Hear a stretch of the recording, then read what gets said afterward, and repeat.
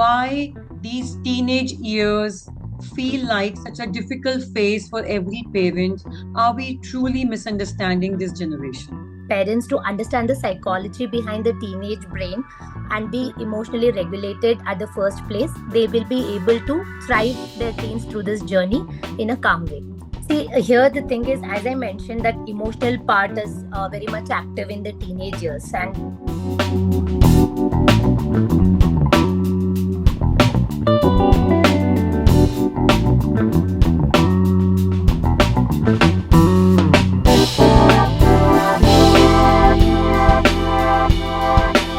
Today's podcast is all about guiding moms to raise emotionally intelligent teens. Why do teenagers shut their doors and even their hearts? Is it a rebellion or is it a silent cry to be understood? Today, I'm in conversation with Dr. Lata, a psychologist, a parenting coach, and the art therapy practitioner, and the founder of Lata's Mind Hub, an ISO certified organization offering counseling workshops and certification programs to uncover how moms can raise emotionally intelligent teens and turn conflict into connection. She has been recently awarded with Swarna Bharat Mahila Ratna Award 2025 for her professional achievements. She has also been recognized by various prominent media platforms like Hindustan Bites, Entrepreneur Hunt, Inc. 91, She CEO, She Splash, ABP Live, to name few. So let's welcome Dr. Lata. Thank you so much for joining us today and agreeing to do this podcast. it's my pleasure to be part of this journey. So, Dr. Lata, let me ask you why these teenage years feel like such a difficult phase for every parent. Are we truly misunderstanding this generation? Yeah, see, most of the parents feel that teenagers are like have attitude problems. They are emotionally very overwhelming or disrespectful towards others. But before that, I would request parents to understand the psychology behind the teenage brain, because in this period of adolescence, the emotional part of the brain is very much active compared to the logical part, which is responsible for decision making. Okay, that is where they feel much more overwhelming, and they try to react rather than responding in certain situations. So when parents start parenting the teens with that understanding and be emotionally regulated at the first place, they will be able to thrive their teens through this journey in a calm way. So, the common grievances that we hear from parents are that my teen has become distant, hardly talks, and for everything they react rather than they respond, and even small matter becomes big. Right. So, is it all there's neuroscience behind it, and this is not because they are purposely acting out? See, here the thing is, as I mentioned, that emotional part is very much active in the teenage years, and this issue or this challenge, most of the parents come to me and share that earlier their child used to share everything with them, but once they enter into teenage, they have stopped doing that. Is there any mistake I am doing, or my teen might be going through some challenge? What exactly we need to do? See, here we need to understand that during this period of adolescence, they are started striving for independence. Okay, from dependency, they are moving towards independence, and they are shifting their focus from parents to friends and outside world. Okay, so it's a normal developmental phase where they are trying to become distant from parents and trying to explore new things. Okay, so it's quite normal. But if you feel that distance is turning into isolation, or if you're feeling that your child is using screens a lot by getting distant from the parents and getting isolated in their room with screens, then definitely they need to look upon and seek help before it's too late. So, how do you balance discipline with emotional safety? Like, it is such a fine line to walk on because you Right. don't know how much to discipline, but at the same time, to be able to provide that emotionally safe environment at home. So, Right. if you can please guide us on how we can balance the two. Right. See, we feel that as we parent our children in the preteen or in preschool years, we can do the same with the teenagers. That's not the case. As I mentioned, as they are striving for independence, they are started forming their identity. They start to explore what exactly they want in their life or who exactly they are, right? And at that point of time, if the parent focus more on correcting the behavior rather than connecting with the child, they are distancing themselves from the child. Okay, and the child will not also not get disciplined because you're consistently focusing on controlling them. It backfires, obviously. Okay, so discipline comes only when you focus your shift towards guiding their behavior rather than shaming your child. Okay, so first thing the parents should stop is controlling their teen. Second is they should not compare their teen with the other children because every child is unique. They have their unique strength, they have their unique weaknesses. Just help them to work on their weakness so that they can convert that into their strength. Okay, and basically, like giving them a non judgmental space to express themselves. Okay, and give them choices so that you could discipline them in a calm, composed way rather than yelling, because yelling doesn't work with teens. They feel that they are getting targeted and they will not listen to the parents at the first place. Imposing rule will be the second, right? So first we have to build connection with the teen. Only then we can focus on correcting their behavior. So how is this connection built? By having a simple ritual, 10 to 15-minute ritual every day. Okay, as you have a schedule that okay, this time you have to have the breakfast, this is your study time, this is your play time, right? So parents should also schedule a time, a 10-minute or 15-minute ritual every day with their child, especially their teen, shared activity which their teen usually wants to enjoy.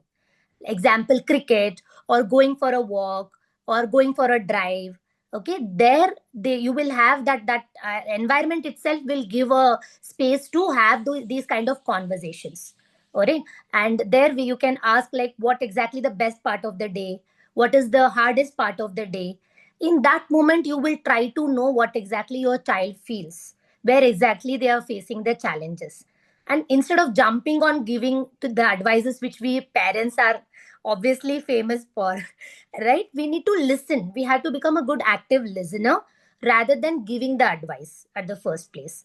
So when you listen, they feel that okay, I'm being heard, my feelings are important for my parents, they understand me, okay, they value my emotions. Then when you give the advice without their behavior being targeted, they will listen to you and they will start following those instructions. Yeah, very well said, actually. I read somewhere that it is not a problem of the will, it is the problem of the skill. You Yes. know, Right. okay. So, what are the top three skills a mother must build to raise an emotionally intelligent teen? And before you answer this question, what does an emotionally resilient teen looks like? What are the essential components that make up Hmm. uh, to be an emotionally resilient teen? See, we all parents nowadays, the parents are striving to raise a perfect child and they want to become perfect parent. Okay, so for them, I need to request to them that there's no term called perfect in parenting or a child. Okay, embrace the imperfection. Okay, second thing is emotional intelligent teen. It doesn't mean that they are a perfect teen. They will get angry, they will get frustrated, they will get upset, but they are very much aware of what emotions they are feeling. They'll pause before they react. Sometimes, not every time, because we are human beings and our brains are wired in that way. Our brains are wired for survival.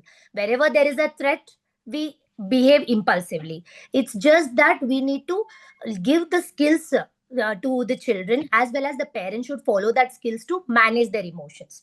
That's it.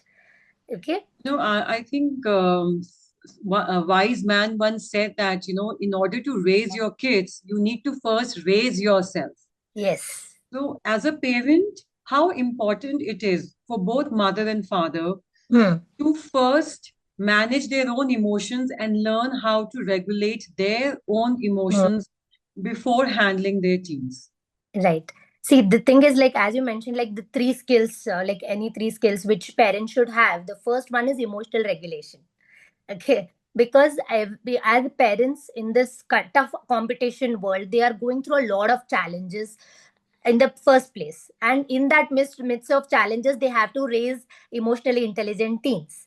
So first, at the first place, they have to take care of their emotions at the first place so that they can guide their team. Okay. Emotional regulation is important because the teen mirror the behavior of the parent. If the parent is calm and composed, the teen will also do the same. But if the parent react impulsively, the teen feels that okay, they mirror the same behavior, that okay, this is a behavior which is acceptable, and this is how I can make the things go according to my way. Okay. Second is active listening. As the teens are striving for independence from dependency, okay, they feel that my parents don't understand me, they will not value my emotions, they don't give importance to the dreams I have, or they are influenced by their peer pressure also, right? Because they are entering into teens. So when you actively listen to your teens of what exactly they are feeling without jumping into judgment or without shaming them, they will feel that they are important, and they start building that connection with the parent again, which took a break because of that developmental stage. Third is consistent boundaries. Okay, even you are giving an emotionally safe place for your child to express. That doesn't mean that there are no rules for the teens, right? Consistent discipline or consistent rules should be given to the teens in a calm, respectful way, so that with the collaboration, basically, let's say that when they are toddler or when they are preschoolers, what we usually tell them: do this, you have to study now, you have to have your dinner now, right? But when they enter into teen, we can't do that, we can't control their behavior or give that attitude to our child, right?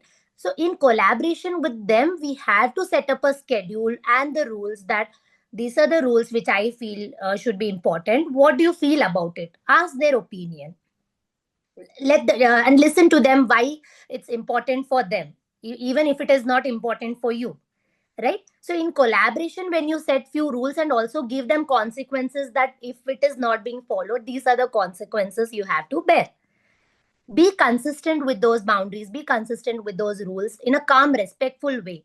So don't target their identity when you're trying to discipline your child. Guide the behavior. That is important. Now, the biggest problem that parents face, parents like me, the problem that we face is that we were never taught how to regulate our emotions, right? When we were growing up, this concept was non-existent. Yes. And, our brain is so hardwired by now. Right. So, can you give us some tips and hacks to emotionally regulate ourselves first Yes. before we start our journey towards regulating our teens? Right. See, the first thing is I believe in manifestation a lot. Okay. So when you have the thought process about your child that, okay, my child will behave this way if I ask him to follow certain things or ask her to do certain things, obviously you will get the same output. So setting an intention before you start your day is very important. Okay. So set an intention that I will be a calm and composed parent today, irrespective of the challenges what my child will put me through today. Okay, that is very important. So that your brain will remind you when that challenging situation will come. Because pause before you react is very important. So that pause will come through this intention. Second is you have to practice deep breathing exercise. We all know that breathing is a very important part of our being alive, right? Yeah. And it is done in the back end. When you do it consciously, like 4-4-4 breathing technique, at the count of 4 you have to inhale through nose, then at the count of 4 you have to hold, and at the count of 4 you have to exhale through mouth.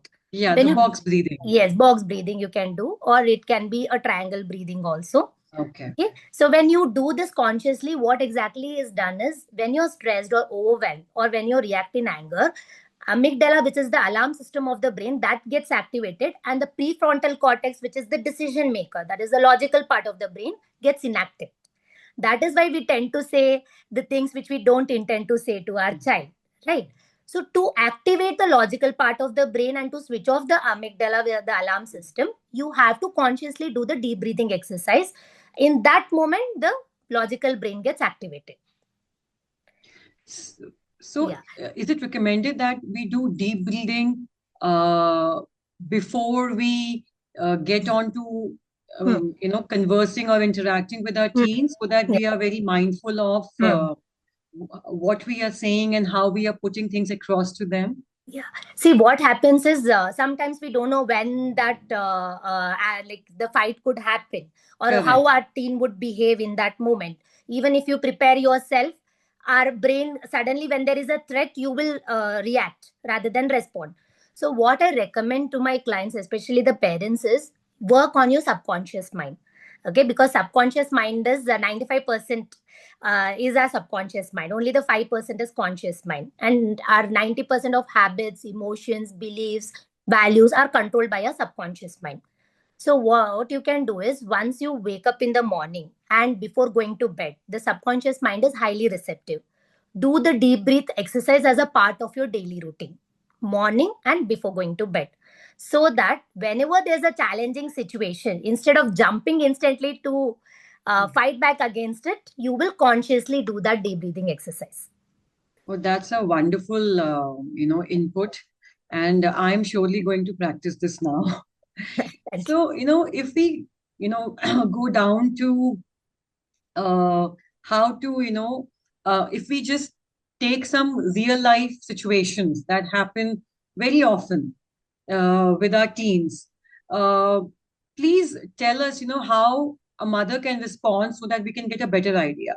Like, for example, if you're a teenager, they just slams the door Hmm. or just, kind of give an answer back to you.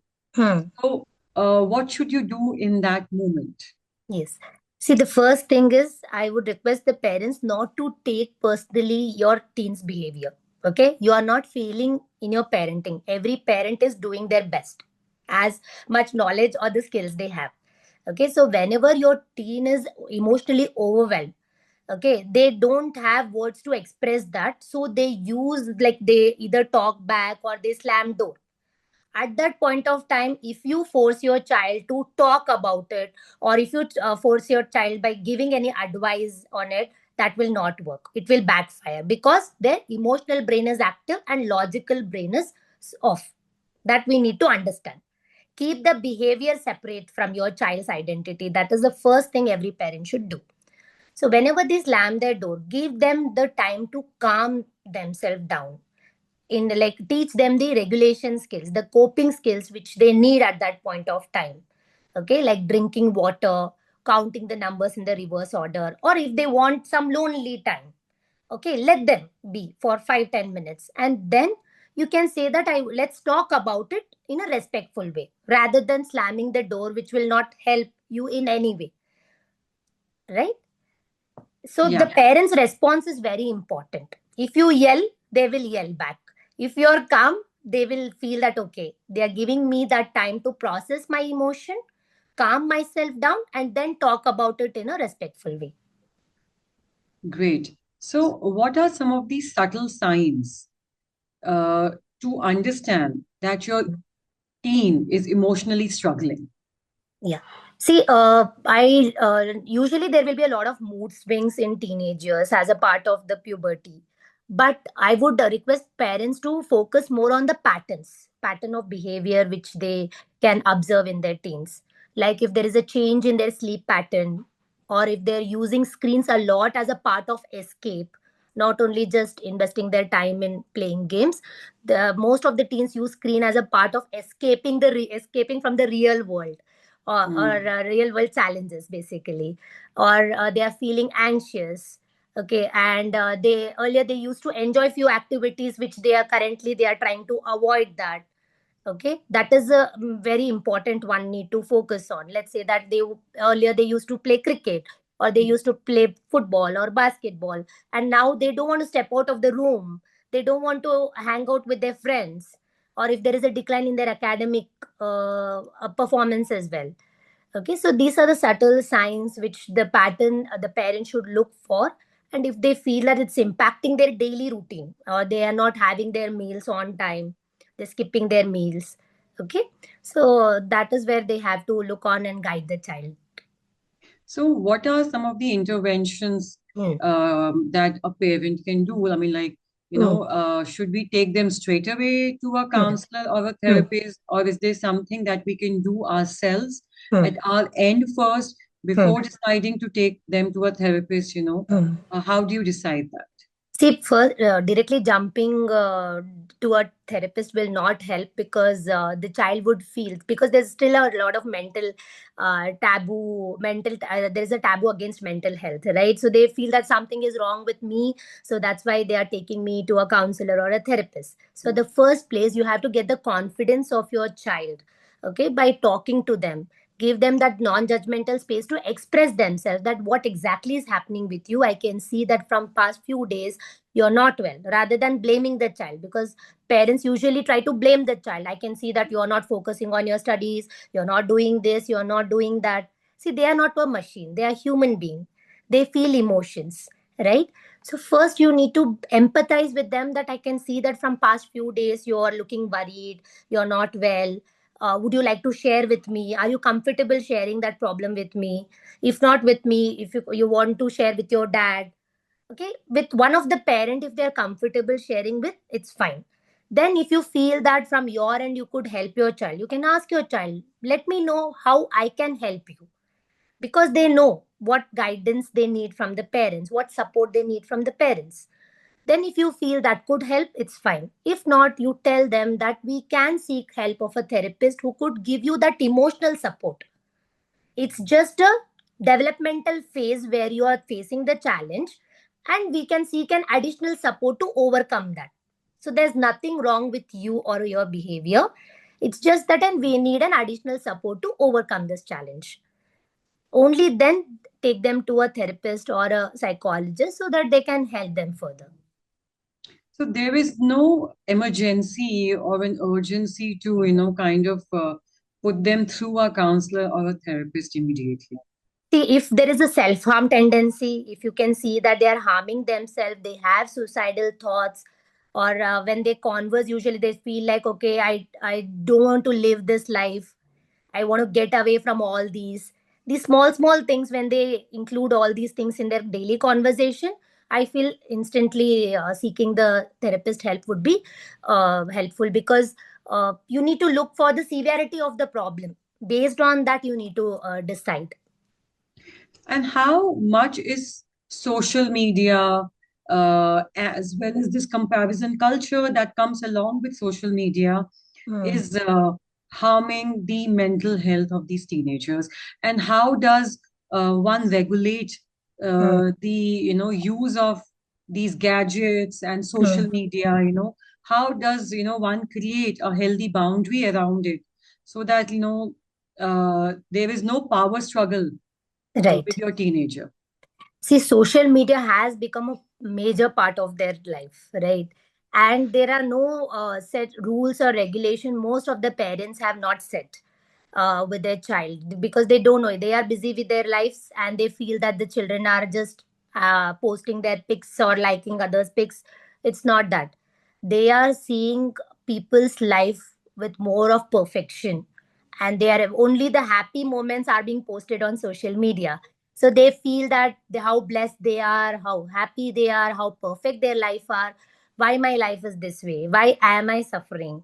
Okay, and based on, they decide their self-worth based on the likes and comments they get on their pic. Even a negative, single negative comment can affect their self-worth. They feel embarrassed, right? So the self-esteem is getting ruined because of this social culture, especially the social media. Sorry. So and that's where parents need to talk, have clear rules and boundaries regarding the usage of social media with their child.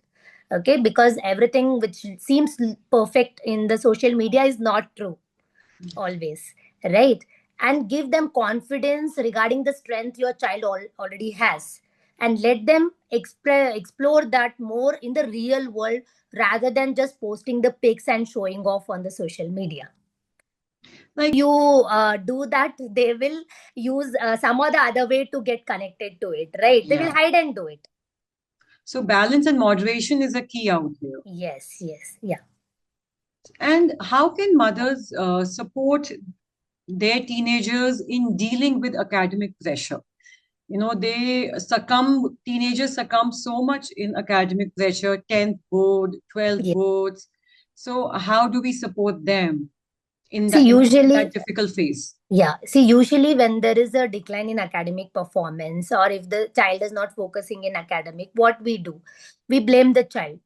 I have invested so much money in your education. Why you're wasting our money, or you're doing this, doing that? We are blaming the child consistently. And when there is a blame game, it will be taken by the teen's brain as a threat.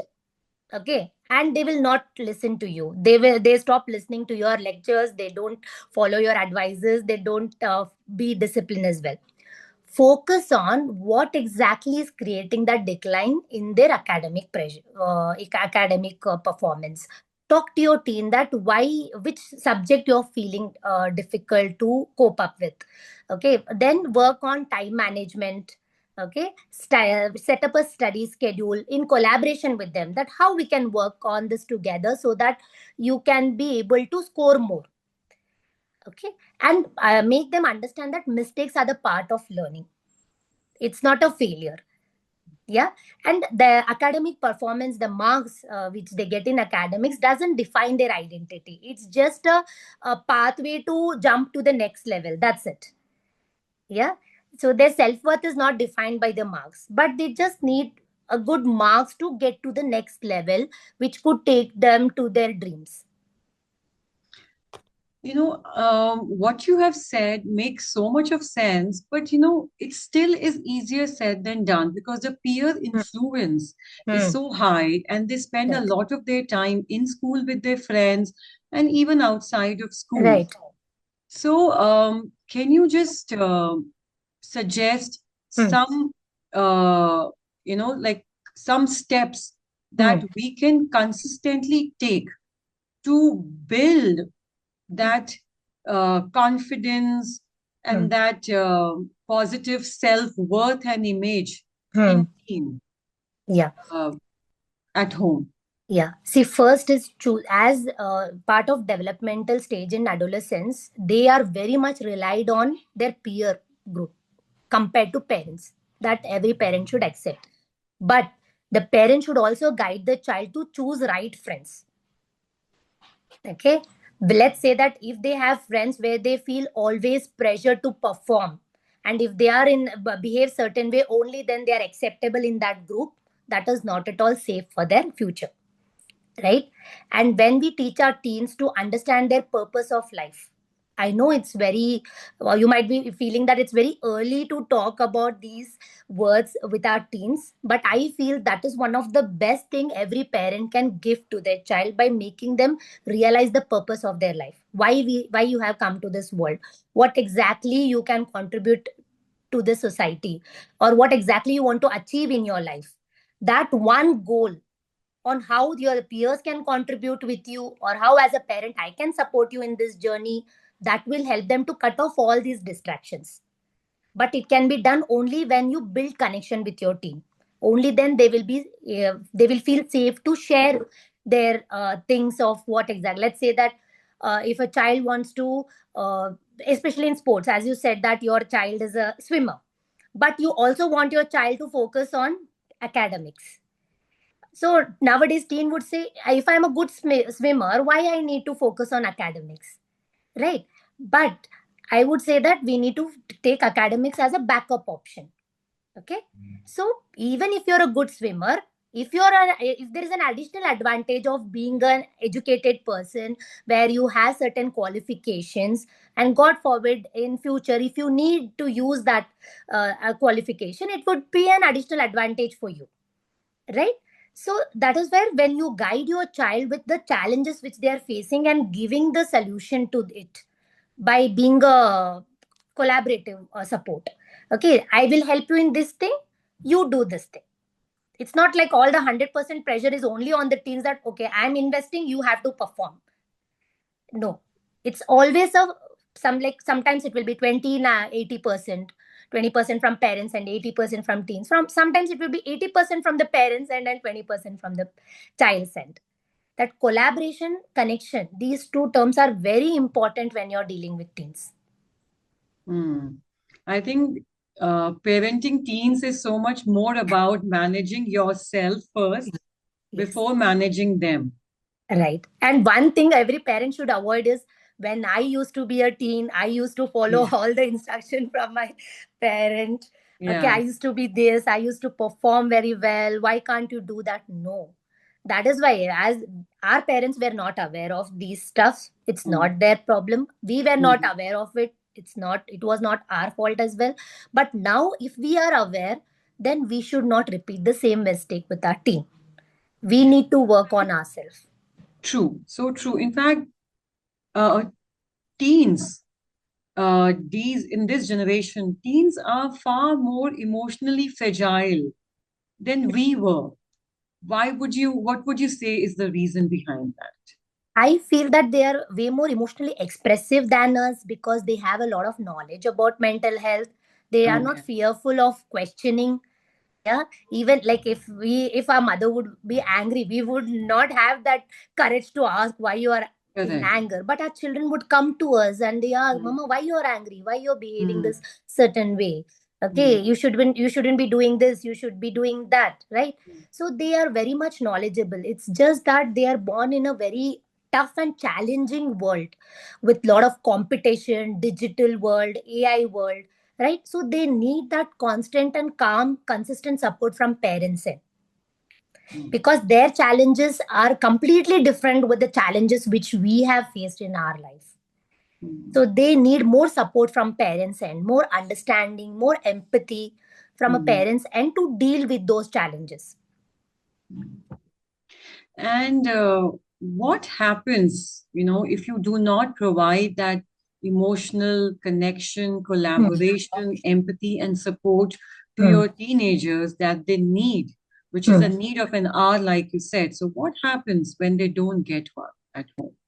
See, when there is no emotional safety at home, they rely obviously on their peer group, right? They make wrong choices of choosing friends in their life, and obviously that will impact their habits.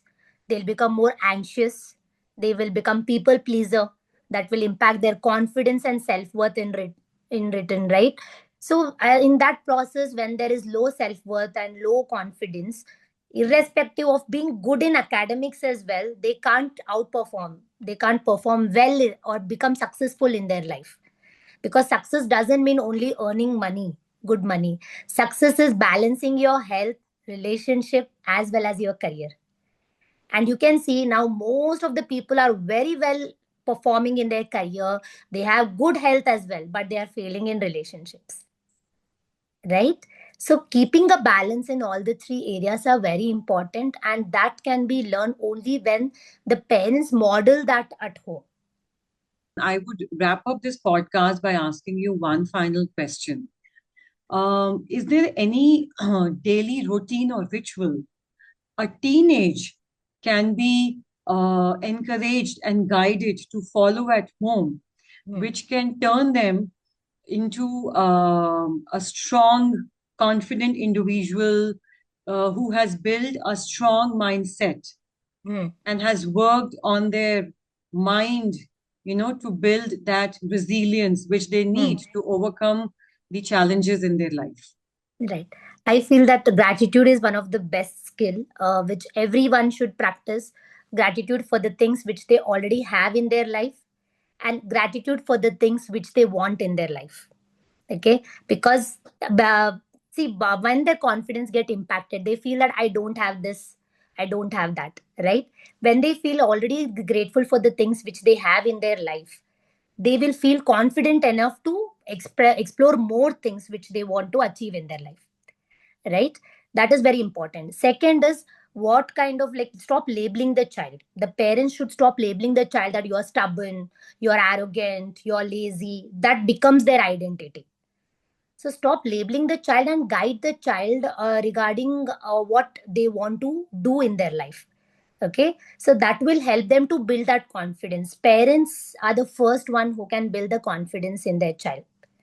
Okay, and teaching them, like equipping them with these life skills which I spoken about, that those skills, especially the emotional intelligence, there are five pillars. Okay, self awareness, self regulation, accountability, empathy, and social skills. So all these skills, like I teach in my sessions as a like a workshop. I don't conduct counseling sessions. I conduct workshops so that the child would feel that okay, they are learning a new skill, a life skill which could help them build that confidence, and the skills which will help them to overcome the challenges or handle challenges and become resilient team. And including art also can help them basically to calm themselves down. Because if you remember, like in our school days, whenever there we are stressed or the lecture is boring, we used to doodle in the last page, right? Because it calms your nervous system. Okay, use a lot of colors. Just, it's not like you have to create a beautiful art in their daily routine. Just ask your teen to draw something or color something. It instantly calms their nervous system, and when your nervous system is calm, you will be better at decision making. Great. Thank you so much, Dr. Lata, for such a insightful, meaningful, and valuable conversation. I think this conversation will be an eye opener for a lot of parents, mothers out there. And we hope that through this conversation, they can help their teens manage their emotions better. And there is a far stronger bond between them. Thank you. Thank you so much for giving me this wonderful opportunity. Thank you for listening. Please subscribe to our channel for more such in-depth conversations around careers and parenting. I'm Ruchika signing off on behalf of No Herd Mentality. Until next time, keep growing and keep learning. Thank you.